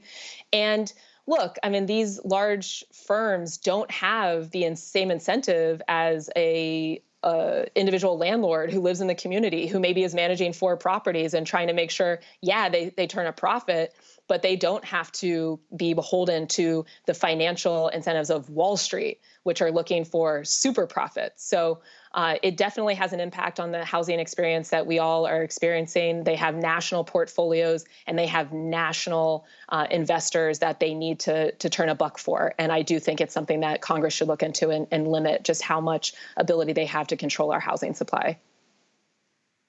Dr. Dubinga. So, Morgan, I had a question, a kind of larger scale question. And people always talk about, when it comes to like gas prices, the president doesn't really control gas prices. That's happens, because of other factors. My question is, what does a president really influence as it relates to the job market? Because people talk so much about Trump's unemployment numbers versus Biden's, and some will say, well, it was actually COVID. No, it was this or that. To what effect does a president's actual policies affect the job market? Well, I'm gonna get to that, but I do want to say that the president has control over gas prices, just so we're clear on that too. And in this administration, we saw unleashing some of the strategic reserves, for sure, helped to lower gas prices, though that's a global market. It's complicated. Mm-hmm. Having the Federal Trade Commission that was going after and exposing how an oil executive was colluding with OPEC to keep oil prices artificially high, leading to higher gas prices, about 2 to 4 additional thousands of dollars that every American family was paying during the pandemic because of this collusion. That's something this administration's gone after, and that for sure will have an impact on keeping, at minimum, gas prices stable and likely lowering them. So I agree. I mean, we have to push back on this narrative that, things are just so complicated and what could anyone do? And they're in office, but it's so hard. No, there are things that can be done and there are things that have been done, and we need to keep clear on the facts. Now, when it comes to the labor market, I mean, this is getting back to the manufacturing jobs that I mentioned. This was a month where we didn't see growth in the manufacturing sector. But as I'm sure a lot of us know, there's been big investments from the administration in the manufacturing sector, the Infrastructure Act and some of the climate investments and building out the CHIPS Act. But these are longer term projects. And so that is a lever that Congress has been able to utilize in passing this legislation, but the president's support of that legislation and making sure that the federal bureaucracy was also going to be on board to implement some of these grants, like Department of Commerce, which is in charge of the implementation of the CHIPS Act, which is going to increase our domestic production of semiconductor chips, which fuel pretty much every electronic at this point and a lot of different manufacturing items in the whole economy. That only happens, I would say, because of the leadership out of the White House that got to that bipartisan legislation in a really difficult political environment. So the issue, though, is that it's not right away. I live in Columbus, Ohio. It's in Central Ohio is one of the regions that's going to get one of these Intel plants in the northeastern part of our region. And they're only beginning to sort of break ground there. It's going to be several years before we really see that as a functioning manufacturing facility that then is going to have, even more jobs. So, it's what makes it hard, because I think politics is a game of immediate returns. You have a story that you can tell to help get elected. And sometimes the right thing is long-term investment. And we know we need that as a country. And having the type of leadership that's going to pull that off, it isn't always congruent with getting the quick hit on cable news, but it might be absolutely essential for us to have a functioning economy for our children and grandchildren. Yeah. All right, Gavin. All right, Morgan, thank you. Building off that point, if you were advising the Biden campaign right now, I don't believe you are, but what a job. Ooh, don't put that on me. No pressure. I'm just kidding. If you were advising the Biden campaign, how would you be encouraging them to message the economy right now in terms of, the accomplishments that they've delivered, which you rightfully pointed out aren't necessarily being felt as accomplishments by everyone right now. Also in terms of, the president's plans when it comes to the economy for a second term. And finally, perhaps some of the detrimental economic plans that Donald Trump has in store for a second term. So just curious how you would wrap all that up and encourage the Biden campaign to talk about the economy on the stump from here on out. It's a great question. And it's one, we're grappling with at the American Economic Liberties Project, because though we are nonpartisan and engage with all sorts of stakeholders, our mission is to decrease the level of corporate concentration, economic concentration that has essentially ensured that the economic gains in our country stick with just the ones who already have it, the richest of the rich, the biggest of the businesses, to the detriment of us as workers, consumers, businesses of all sizes, businesses that actually want to follow the law. And in this administration, here's what I would just tell them to tell their story. They have actually started to turn the ship. How have they done it? By putting people in place who seek to change the 40 years of failed economic policymaking that we have had as a country. People like Lena Khan, who are at the head of the Federal Trade Commission, people like Jonathan Cantor, who's at the head of DOJ antitrust. They are taking on some of the largest and most powerful corporations in America and are saying, hey, even you have to follow the law. Google, Apple, Live Nation Ticketmaster, United Healthcare, right? It's rumored that they're going to be investigating them for how much they've been increasing healthcare costs. What 90% of Americans say is a concern for them about how high healthcare costs are. So we have villains throughout this economy that think they are better than us and they don't have to follow the law, and they are stealing our money and hurting our economic futures every single day. This administration has started to take them on. And there is a lot more work to do, because unwinding us out of this 40-year problem does not happen overnight. It is going to take a while, but the key is having leadership that seeks to do something about it. And what we've heard so far from Donald Trump is that coming back to the gas prices example, we have one administration that's holding people accountable who have inflated gas prices, and we have an opponent who is saying that they are going to strike deals with big oil billionaires to make sure that law enforcement is not something that they have to ever think about. That's the contrast. So I think the contrast is important. I think it's important that you're actually doing something. And then, as you also mentioned, the vision for the future, keep going, right? We have huge fights on our hands. We have healthcare. I mean, getting back to United Healthcare, what are we going to do to make sure that not only is everyone covered with insurance, but we're improving the situation where you are not eating your income with all of these premiums, that we're not in a situation where we have things called pharmacy benefit managers that are making it so that you're hearing Walgreens, Walgreens is saying that they can't afford to be a pharmacy on the ground anymore. Now, there might be a lot going on there. I'm not stumping for Walgreens necessarily, but if Walgreens is saying the same thing as independent community pharmacists all over this country that are saying we have to close up shop because we can't make any money, we have a problem. And it's a problem that this administration has started to tackle. And we need to give them time. In my opinion, this is Morgan Harper as an individual, not as an employee of a nonprofit. We need to get them more time to keep going. Because the alternative is one that we already know. It's where we keep working and working and working, and we do not get ahead. It's where you can be a worker bee for the rest of your life, but you try to start a business, you're going to get crushed. This is not sustainable. We have to see change. We need it now. And we have had the types of leaders in this administration that appear willing to take that on. All right. Morgan Harper, listen, we like you as an individual and with your nonprofit. You know, every time I hear you, I just want to get out a pen and paper and take notes. That is good information. And we thank you so much for breaking it down and being with us this evening. Thanks for having me. And thanks for the great questions. Yes, indeed. All right. You are watching Roland Martin Unfiltered here on the Black Star Network. We'll be right back. When you talk about blackness and what happens in black culture, we're about covering these things that matter to us, speaking to our issues and concerns. This is a genuine people-powered movement. There's a lot of stuff that we're not getting. You get it, and you spread the word. We wish to plead our own cause. Too long have others spoken for us. We cannot tell our own story if we can't pay for it. This is about covering us. Invest in black-owned media. Your dollars matter. We don't have to keep asking them to cover our stuff. So please support us in what we do, folks.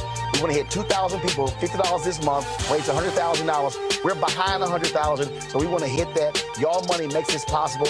Check some money orders. Go to P.O. Box 57196, Washington, D.C. 20037-0196. The Cash App is $RM Unfiltered. PayPal is R Martin Unfiltered.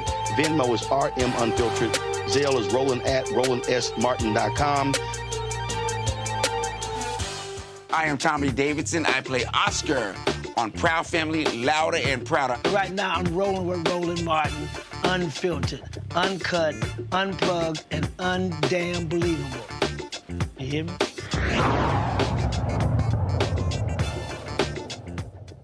All right, so a couple of weeks ago, Roland was in LA for the Netflix premiere of Beverly Hills Cop, Axel F. He sat down with stars Kevin Bacon and Joseph Gordon-Levitt. Let's take a look. So, gentlemen, glad to see you. First off, first memory of Beverly Hills Cop. What stands out? I think I was in a movie theater in New York, probably bought my popcorn, went and sat with some strangers and, you know, watched it, loved it. I watched it with my older brother. I was too young. I was probably too young to watch it even after it had come out, but we watched it, you know, on TV, probably on like a Saturday afternoon with some cereal or something like that. But you know, my brother was a huge Eddie Murphy fan. Right. And do you have any older brothers or sisters? Brother, 1 year, 1 day older. 1 year and 1 day. Yep. Okay, so it's a little different. Mine's 6.5 years older. Yeah. So when I looked up to my brother so much, that anything he liked took on this air of, you know, ultra coolness. And for him and for me, that was Eddie Murphy. So to now get to be playing Eddie's sidekick in the new Beverly Hills Cop movie is just incredible. It's also one of those films that were one of those franchises where people constantly quote things that happen. You could be at a party and folks will will start recounting this and this and this and this. And so that's always, I think, also interesting, which makes, I believe, a movie really memorable when folk will recite lines or scenes from a film. Yeah. I mean, I think that one of the things, besides the fact that you just love Axel Foley and you love Eddie as Axel, is that the fish out of water story is a kind of a timeless story that works again and again and again. We were talking about Shakespeare before. You know, Shakespeare, you know, has a number of fish out of water comedies. And there's just something so great about the character of Axel, and we do it again in this movie, coming from a place that's so different and then looking at Beverly Hills from that character's point of view is just funny and weird and great. You know, I love that piece of it, and I think it keeps playing. And Beverly Hills deserves to be made fun of. Let's be honest. Like, Beverly Hills is a lot about flaunting excess wealth. Yeah. The world doesn't need that, really. It needs someone to come from Detroit and kind of take the piss out of this wealth worship. So when you got an opportunity for this, had you worked with Eddie before? No. No. I always Never wanted had. to, of And course. so for you, it's kind of like, all right, let's do this. Yeah. I mean, for me, it was kind of like, how is that possible that all these years paths have never crossed, you know? As you know, I've famously worked with a lot of people. Yeah, you are the king of the six degrees of separation. Right. So he was a first. Yes, it was the first time, and certainly a bucket list gig, you know. He is now people who play 6 Degrees of Kevin Bacon are going to use Eddie Murphy all the time because Right. he's also worked with a hell of a lot of people. He's worked with a lot of people. He's going to too. be the first step in a lot of those games. Yes, that's true.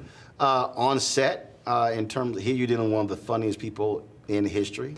He doesn't try to be funny though, you know. It's not like. But did you try to make him laugh? Oh, nah, not really. If you try to make him laugh, that's not the way to make Eddie laugh. In my experience, like he'll laugh if you just tell him a real story from your real life. He'll find the humor in it. Got it. For you, in terms of playing, you know, not so nice of a guy. That's the understatement.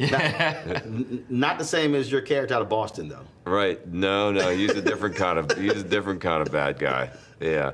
Listen, I mean, I mean that's a pretty good example. I mean, people who are have questionable moral values. Sometimes I like to go there. You know, I don't know why I find myself in that situation, but to me, it's really about making them different. And if you look at those two guys, they're really cut from a different cloth. So that's what's fun for me. And of course, you're a different character, good guy here. But I was cracking up on the helicopter scene. Yeah, he's a good guy. He's a terrible helicopter pilot. Right. So how hard was it not to just crack up when he kept cussing you out because of your flying? Such a great scene. Oh my God, I loved it. It was so fun to see again. Thanks, man. Thank you. Yeah, let me just sorry to interrupt you. Please go. My wife was just screaming. She's like, oh, she's a very vocal. She watched a movie last night with the crowd. So that was her. That was her. She's like, oh my God. Yeah. Oh.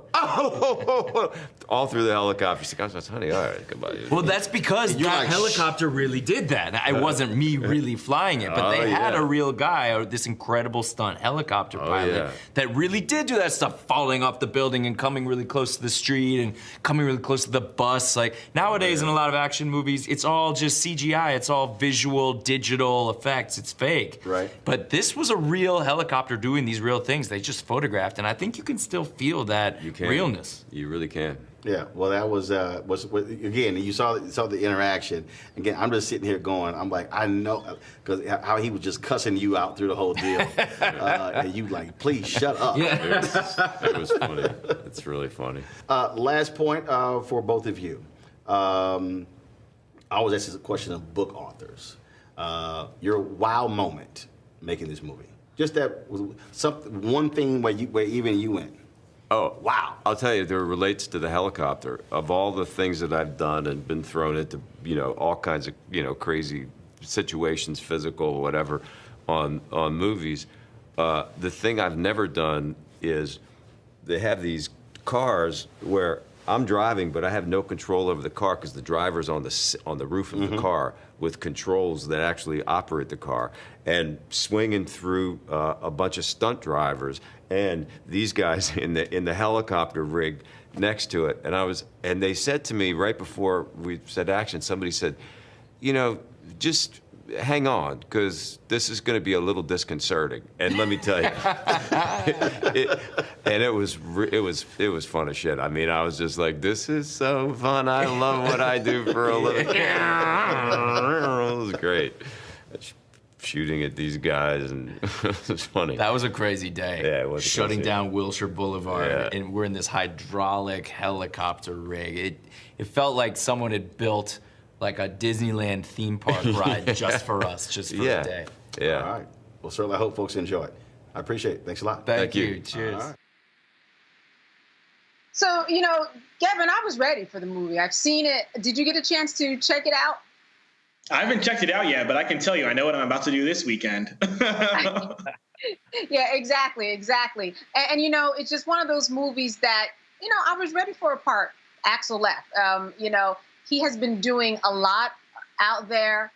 There's a really interesting interview with him for the New York Times on The Interview, where he talks about his career. He talks about, you know, just making it through being famous and still really rising above and not getting caught up in a lot. And I think a lot of credit should be given to him, Gavin. Absolutely. No, I think so as well. Dr. Malveaux, have you gotten a chance to see the movie? I have not. I am not the movie demographic, if you know what I mean.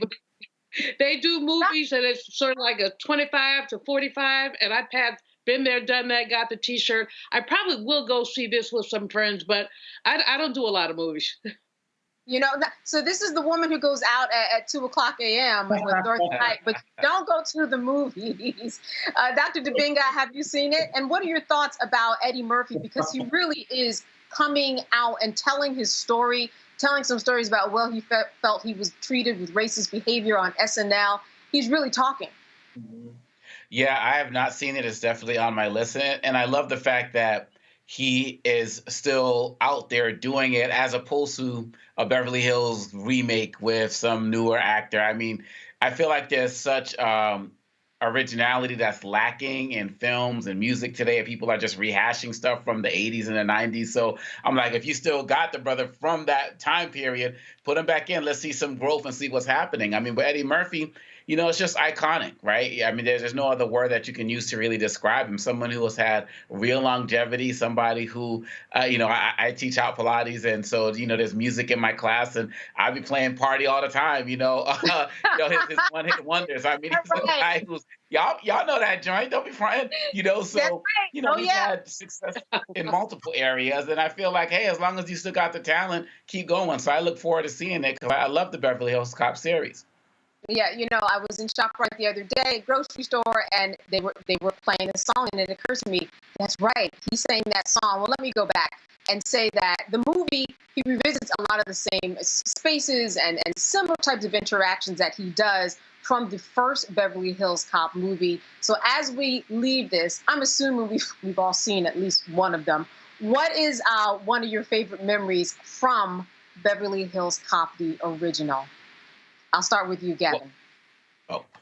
Skip me, because I think I'm a little too young to have seen it. I hate to admit, but again, this weekend will be a complete Beverly Hills Cop watch party for me.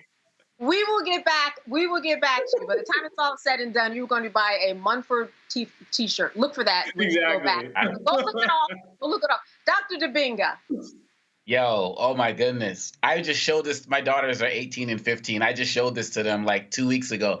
The scene where he's trying to check into the Beverly Hills Palm Hotel, and they're like, you know, they don't have any room for him. And he's lying, saying he's a journalist. And he's like, you know, I'm here. I was going to do a story on Michael Jackson. I was going to call it Michael Jackson sitting on top of the world. Right. But I guess I'm going to call it Michael Jackson can sit on top of the world as long as he don't sit on a Beverly Hills Palm Hotel, because there's no allowed in there. And it's that's right.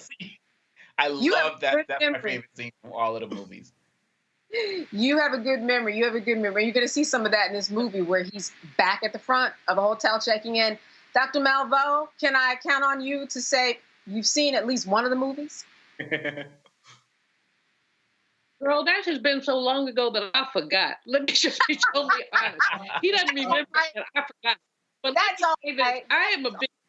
Well, listen, if you have some time, and I saw the piece in the New York Times when he talked about racism and SNL, and what struck me is how these microaggressions stay with us so long.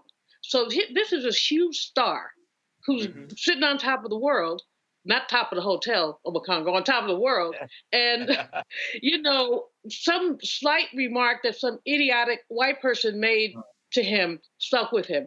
And it really just made me think about how we begin to unpack racism and unpack these microaggressions and frankly call people on them.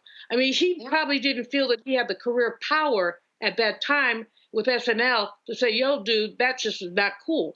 But as we age and grow, hopefully we take back some of that power and we call people on their BS, because some of the stuff is so very impactful. And, you know, I talk about this all on the show all the time, you know, the work that I'm doing, the book that does not want to be written, Lynching, the Wealth Gap and Reparations. And when you read some of these lynching stories, you also get a sense of the pain with the Black people who know about the lynchings like Rosewood and are afraid to talk about them. Yeah. And so somehow we have to think about ways to open up our eyes, but also, and more importantly, open up our mouths about this stuff. Absolutely. And no matter who you are, you can be a superstar like Eddie Murphy for decades. You still experience it, and it stings. He was hurt by what David Spade said on Saturday Night Live about his career. But he did get over it. He went back on and he hosted the show, said he was never going to do it, but he did. And I think that when people talk about Eddie Murphy and how he's making a comeback, they're wrong. He never went anywhere. It's on Netflix. All right. Thank you, Dr. Malveaux. Thank you, Dr. Debinga.